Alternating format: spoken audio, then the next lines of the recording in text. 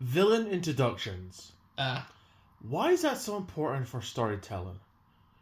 Well, the thing is, villain introduction is meant to make the audience... Intimidated. Yes, it's meant to make you fear for the villain, for what the villain's gonna do in its first appearance or throughout the movie. Especially if you're building up the villain throughout the entire time, and this is the first time we see the villain. Yeah. And the first introduction to a villain has to have the important stuff. Yeah. The way the villain enters, Yeah. the way the villain speaks, and the way the music plays. Or the way the villain acts. Yes. And I thought, let's do a top 10 moments where a villain introduction has been notified, if that makes any sense. So these villains are going to be villains that, well, they leave an impression on you. So, with that being said, let's begin with number 10, Hopper from Bug's Life. Oh. So, so all the ants are supposed to collect food because they are slaves to the hoppers, the grasshoppers. And a certain ant does something that makes the food go away. And when the ants are underground, they overhear the hoppers say, "Where's the food?" They break through the ground. It's kind of like do like an attack on the ants. But Intimidation. Yeah, and then suddenly 3 ants try to escape, and then you see probably a supervillain landing of 2 legs. The camera pans up to Hopper, and the way Hopper looks down on the 3 ants and he blinks is chilling. Yeah. The fact that he doesn't even say a line at that moment. He just looks down like he's the freaking Cloverfield monster. Yeah, he just looks down, steps over them, and then, alright, now that that's dealt with, where's the food? Yeah, back to business. Where's our food? Yeah, because he walks around looking at the ants, very general style, and that's the thing about Hopper. The other grasshoppers walk and talk like generic henchmen. Yes. The way Hopper walks is like a general. Yeah. He's inspecting his surroundings, and he's expecting like the ants and his troops. Mm-hmm. And then he starts talking, "Where's the food?" And he starts talking to the princess. Now, Hopper is at times calm, but at times he's impatient. Yeah. Like, he wants to know where the food went. Like, he's asking the princess, "Am I a joke to you?" Yeah. Or like, he's like, "Oh, we are above you." Yeah. And that's why I think Hopper is probably one of the few Pixar villains that not only does he get a pretty gruesome death, but he's probably a fun villain. Mm-hmm. And also, back to what I was saying about the whole talking about the villain, like people talking about the villain until you see him.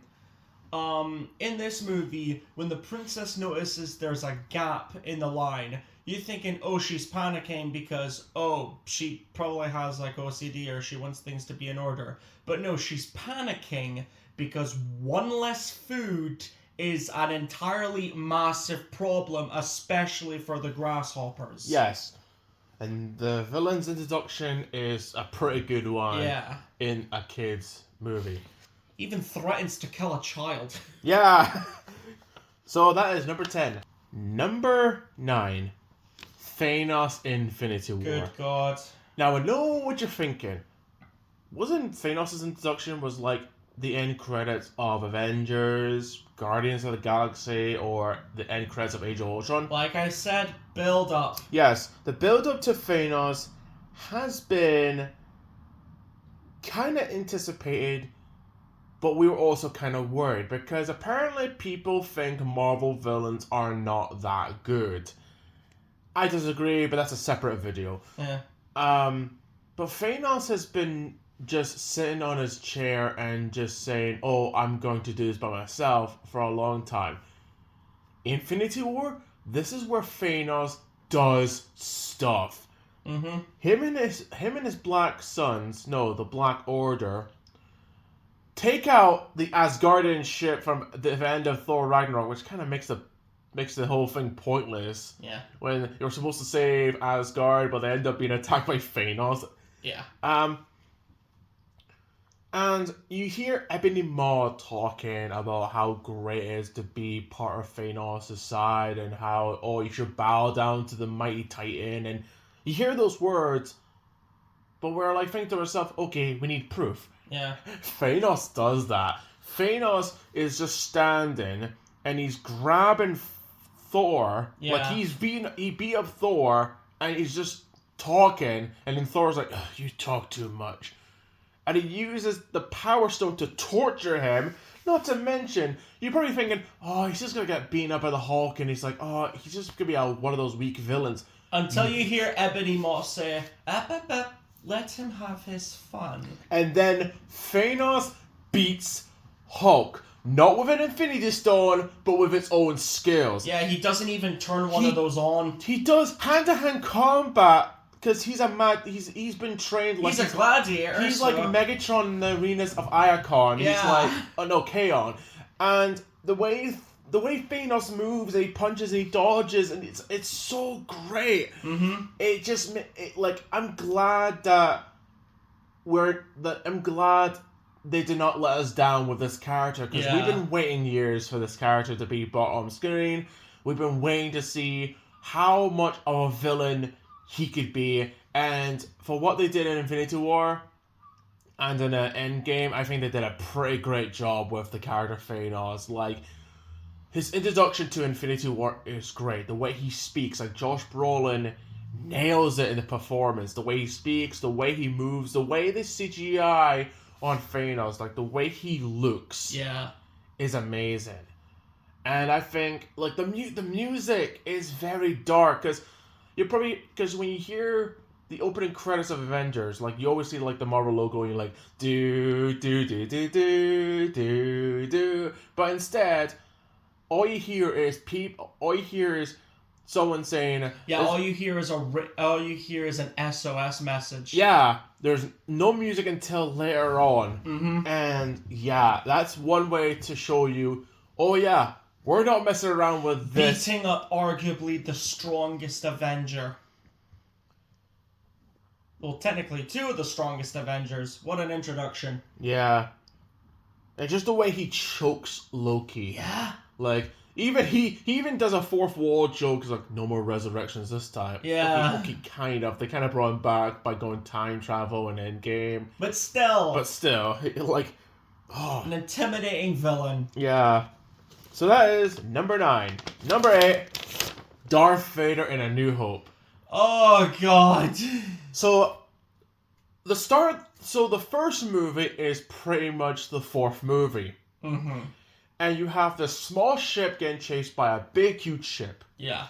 And you're probably wondering, who's in charge? When all the stormtroopers are taking out the rebel soldiers on the ship, and you have like these blaster fires, and one side's soldiers are dying, the other side's soldiers are dying, and then when the dust is clear, and when the hallway is clear, Darth Vader, with the music, do, do, do, do, do, do, like, he comes in, looks around, breathes, and keeps on walking. Like, there's no line of dialogue. He's not saying a line of dialogue that's like generic, or he's not being like, yeah, soon our plan will be complete. Yeah. He's just looking around the casualty and he's like, oh well, let's go.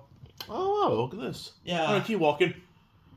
That's one way. Because when Darth Vader is intimidating, he is intimidating, but he is a man of purpose. When he wants something done, he doesn't look around and do villain dialogue. He gets the job done. Yeah, and the way he just enters the hallway, and the soldiers are just like... terrified? No, they're not terrified. They're just like, oh, Darth stand Vader. order. Yeah, He's here. Yeah. Yeah.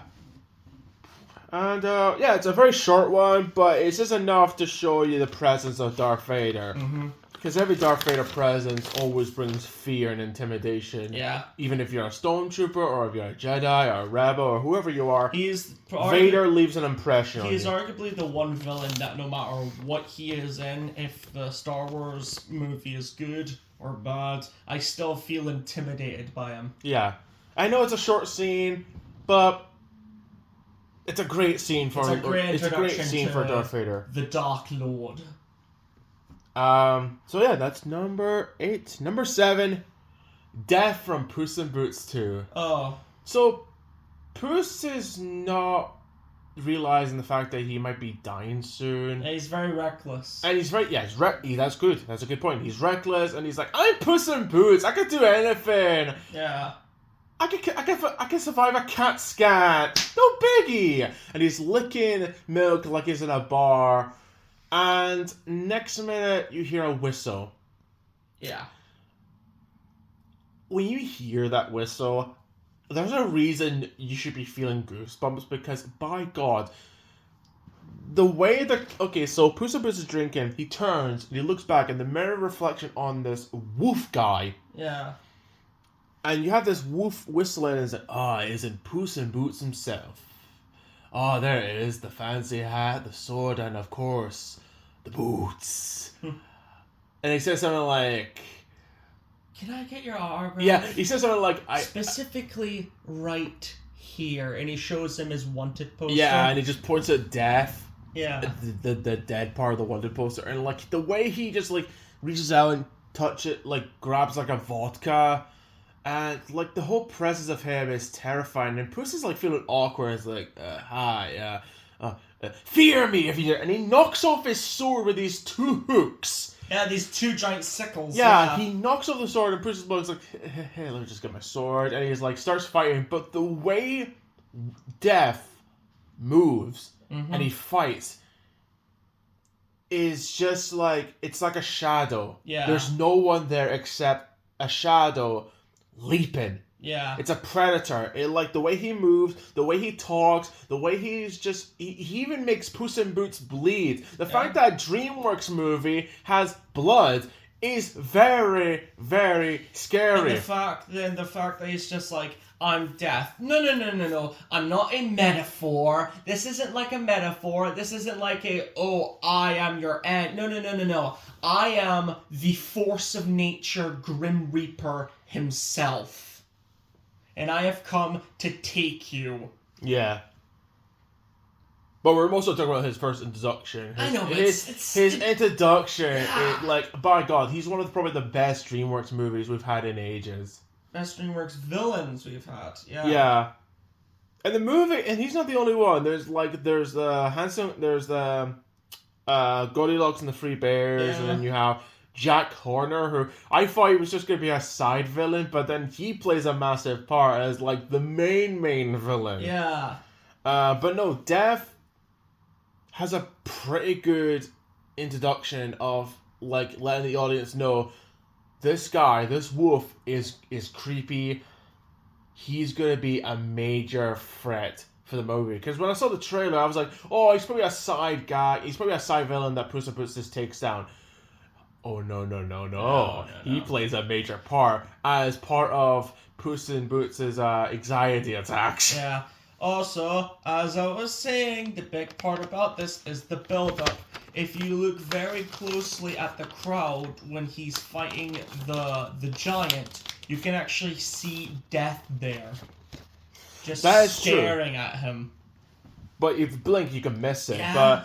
But we're talking about, like, his introduction as a character, or, like, the way he... but, like, the build-up also works. All it took was a whistle. Yeah. And then just the way he speaks... Like, the fact that he plays out to be, like, a fanboy, but then he's just like, oh, I'm going to kill you. Yeah. So that is number 7. Number 6. Go on, just... Bear with me. Okay. Bear with me. Tempest Shadow from the My Little Pony movie. I'm leaving. No, I'm come leaving. back. I'm leaving. No, okay. So, okay. Hear me out. So, the ponies... That's it. That's your breaking point. So the ponies. So the ponies are. I can't. Okay. Oh, okay. I could do this. I could do this. So the ponies are having a party, right?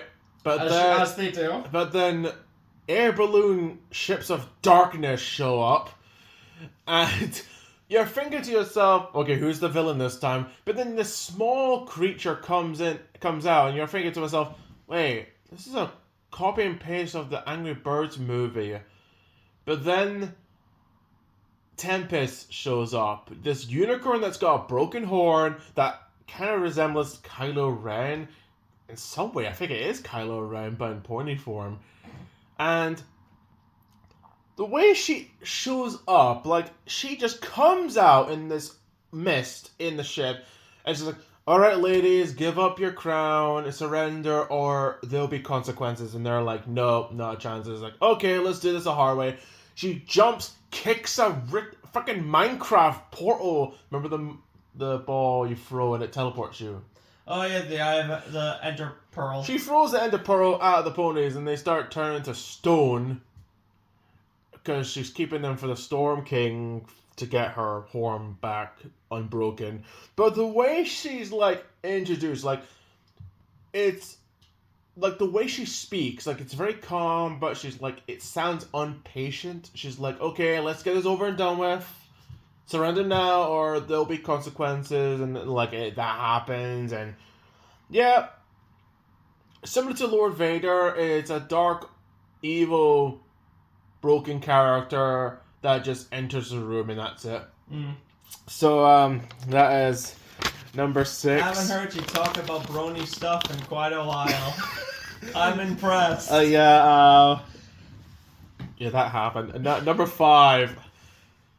Shaw from the opening of Fast and Furious 7. Oh God. The movie. I'm not a huge fan of the Fast and Furious movies, but I did remember you showing me this. Just the fact that he's talking to who is it? His brother. His brother, and he just leaves the hospital and blows it up, and I'm like, and they're playing Payback in the background, and I'm like, okay, this actually sounds like a pretty kick-ass Yeah, because it opens up with the villain, played by Jason Statham, talking to his brother who was defeated from the previous movie, Fast and Furious 6. And he talks to him, and then he walks out of the room, but before he does, he's like talking to these 2 nurses, like, take care of my brother. If anything happens to him, I'll come after you.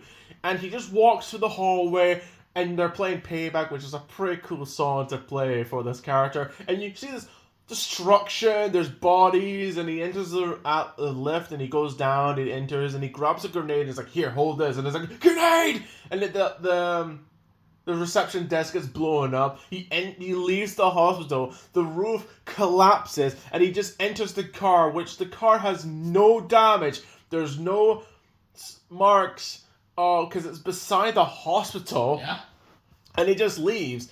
And that's probably the few times... Actually, Fast and Furious 7 is probably the few times where he's awesome as a villain.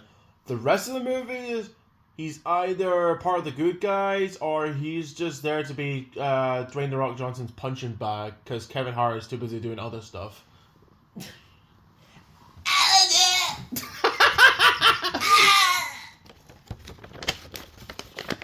I make a ride along free! Screw you, drunk! good God. The comment section of this video is going to be like, what the fuck did I just witness? Yeah. Yeah, it's got a badass song, it's got a badass character, and it's in probably one of the good Fast and Furious movies. Yeah. Before they thought, Let's go to space. yeah, before it was like, Paul Walker has passed away, let's just continue the movies without him. Yeah. Yeah, they should have ended with 7 to pay respects. But yeah, introduction to the opening credits. It's a pretty good introduction to the villain.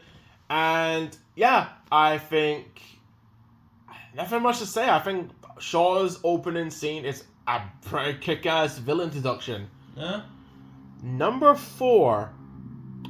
Joker's bank heist from The Dark Knight. Oh God. This is probably one of the best openings to any, not just a Christopher Nolan movie, but any movie in general. Because you have a group of clowns doing a bank heist, but they're talking about the Joker. Reminds me of a certain game, doesn't it? Oh yeah, Payday. Yeah. But they're talking about Joker like, oh, I hear wears makeup. Yeah, makeup. Yeah, like war paint. It scare people. And it's like, oh, don't forget the guy we're being paid. Oh, he thinks he's the Joker. And it's like later on you hear like the goons like, oh, the Joker told me to take out the guy. Wait, what? And he just shoots. Like one clown kills the other clown. Yeah. And then the other one kills the other one. And he's like, and then he's like, oh, the Joker was so smart, he didn't give us a bigger car.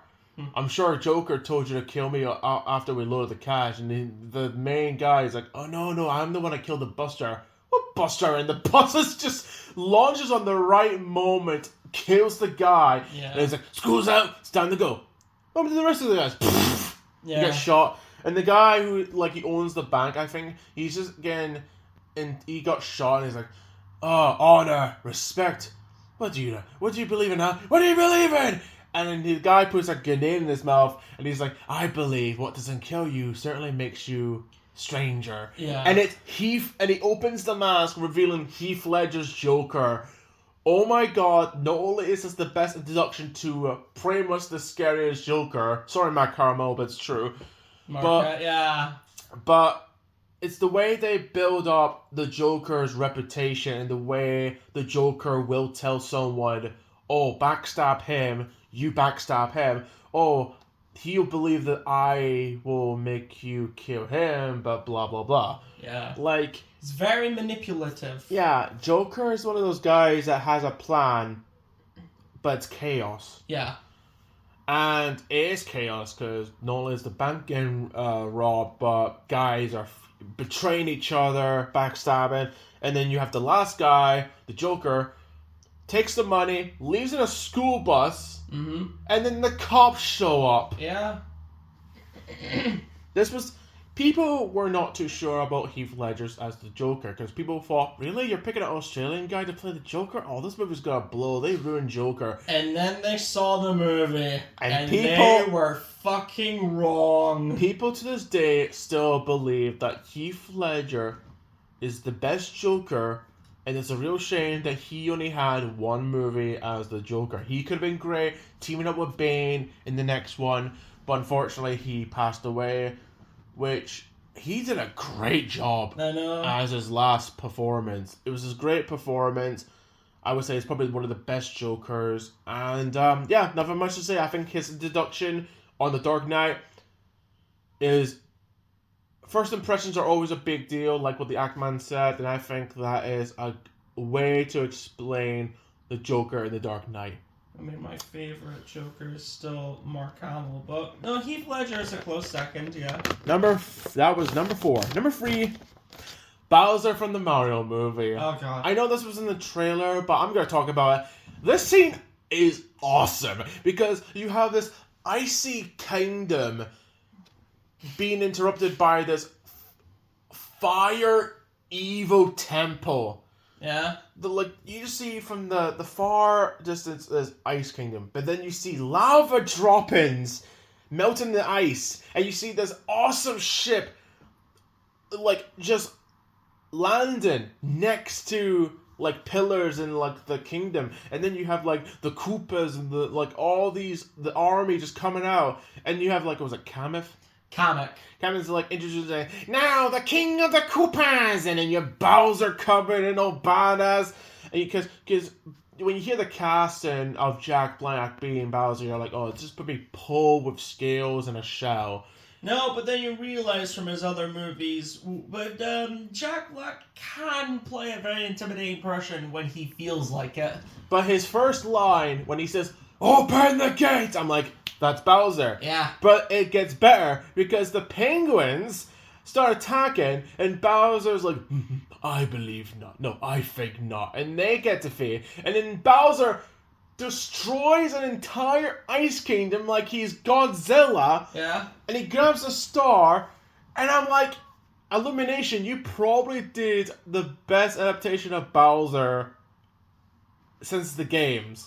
Wow, you managed to make Illumination, the people that can make mediocre movies about minions and animals that sing and pets that talk. You made a Mario movie, okay, it's not the best video game movie, but they tried, and I think they did a great job with Bowser as a character. Job, yeah. I think they did a great job as Bowser being the intimidating, but also, like, a good dad in the sequel. Yeah. And a guy that's like a goofball when he's like, okay, can I marry you, Princess Peach? Yeah, he sounds like the yellow M&M. He's the perfect blend between, cute at some places, but when he needs to be intimidating, he needs to be intimidating. Oh, yeah. And that is Bowser. That is Bowser. And his first introduction, his presence, like the way he just enters and all the guys are like pumped up and some of them are scared. Like you're rooting for Bowser to be a pretty good leader, but some of you are scared of him. Yeah? He's pretty chill when he has like rock music later on in the movie when he's playing Bowser Fury. But what we've learned before that he has zero problem attempting to kill his, soldiers.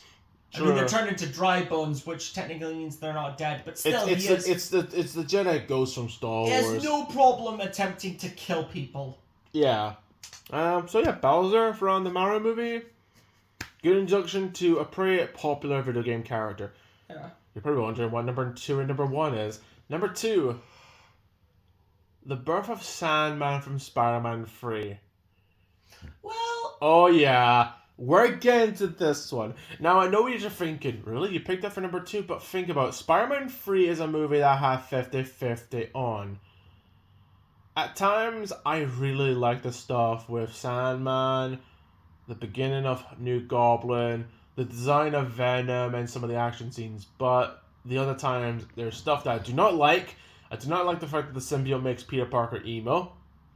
I do not like the fact that Harry has that stupid amnesia like he's in Coronation Street. And the guy who plays Venom, Topher Grace. We don't talk about this. Not a very good choice for Eddie Brock or Venom. I say what you want about the Tom Hardy movies, but at least Tom Hardy had a pretty good relationship with Venom. And I think that the Eddie Brock... Tom Hardy played by Eddie... No. Eddie Brock played by Tom Hardy was enjoyable. Yeah. And I know what you guys are thinking. You're making a villain list and you have Death, Darth Vader, Bowser, and Thanos all in the same league as Sandman.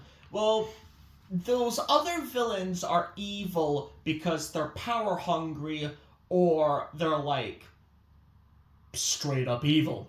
This villain is evil because that's what he had to do. He's broken. He's a broken man. He's a broken villain. And now I know what you're thinking. Wait, but his introduction is him running from the cops. What's so great about that? That's Marco. Yeah. I'm talking about Sandman. Because his introduction is probably the most best scenes of any film. The best scene in this movie. Not just in movie history, but in Spider-Man movies in general. Because the way the sand moves, probably to this day a pretty good CGI effect. Like the way the sand moves, like it zooms out on the sand, like the way you see the little rocks and you see outside, and the way the sand moves, and there's no line of dialogue. There's no generic of him saying no, like what Doc Ock said in Spider-Man 2. He just wakes up, collapses, and he gets up, looks at his hands, feels his own face, and he looks at the sky, and he's like, what have I just become? Yeah. There's no line of dialogue. He's not crying. He's not screaming. He's not singing, "Rah, rah, I'm a monster, rah." He just looks at his hands, looks at the sky, looks at a necklace of his daughter. Tries to pick it up, but his hands collapse, and then you can forms, see his face. He's just concentrating on thinking, I can't let this go. I need this. This is my motivation to live.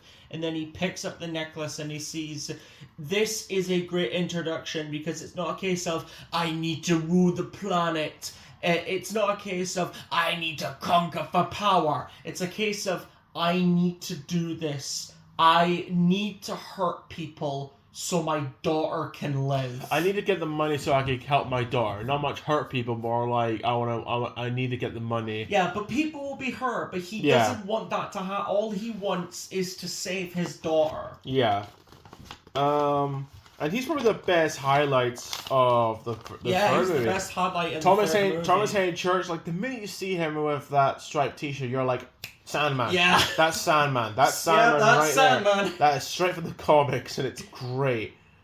And he's probably, if the movie was just about New Goblin Sandman, and the next movie was about Venom and another villain, that would have been better. It would have been good. That would have been good, but the fact that they kind of throw in 3 villains and a bunch of plot lines, and some of them get resolved, some of them don't. It was just like so much story for one movie, and I guess they were trying to make a final conclusion by having all of it wrapped up, but at the end it could have been just 2 movies or more.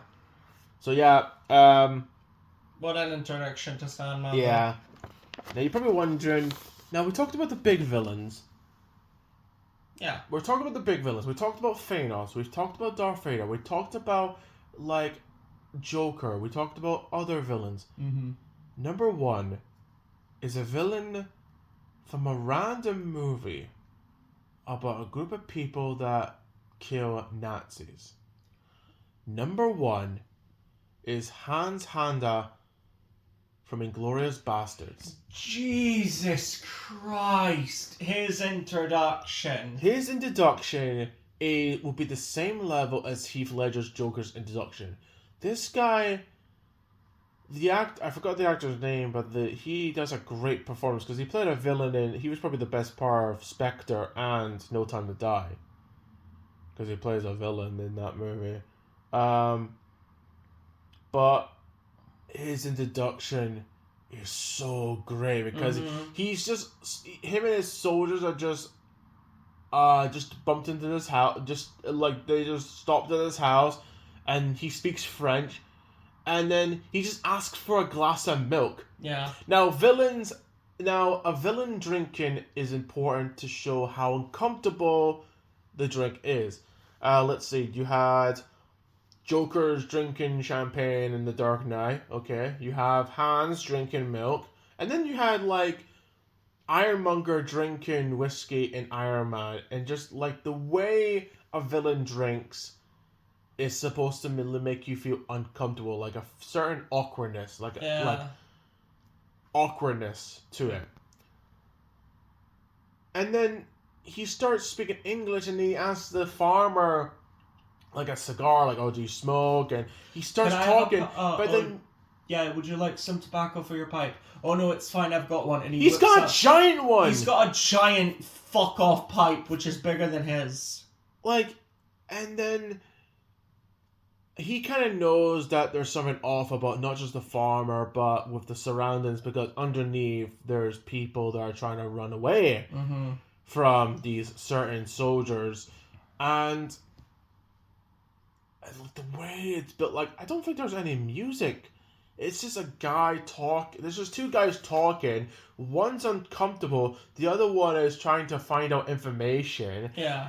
And then next minute, he is like, oh, is there anyone else here? And he's like, yes. Okay, soldiers come in. And they just shoot the floor. And then one of the daughters runs away, who will become a main character later on in the movie. Yeah. Almost gets shot by Hans, but then Hans is like, okay. Yeah. That is, like I said, it's a random movie, but it left an impact, and one of the impacts is this villain. Like, throughout the movie, he also has some messed up moments, intimidating moments, like the one he sees the girl again in a restaurant, and they're just talking while eating pudding. Yeah. The way he laughs at the theater is, like, haunting, but also, like, he could be like a good Joker. Yeah. It's like a Joker kind of laugh. And, yeah, he's just such a good villain. And I think his introduction was really well done. Yeah. It made you uncomfortable. It made you feel, like, scared, like, what's gonna happen to the Jews underneath the house. It's gonna make you scared, like, what's he gonna do with the farmer, or what's he gonna do with the daughters, like, what is he gonna do? Because he's just very calm, he's talking, he's not doing anything that's messed up, he's just talking to a farmer, and you're probably thinking, what's going inside Hans's mind? Yeah. And as two people who've actually been to Poland and actually seen some of the museums, we were also terrified because we know exactly what these fuckers have done. Yes. Yeah. Quite right. I think that's all we have to Yeah.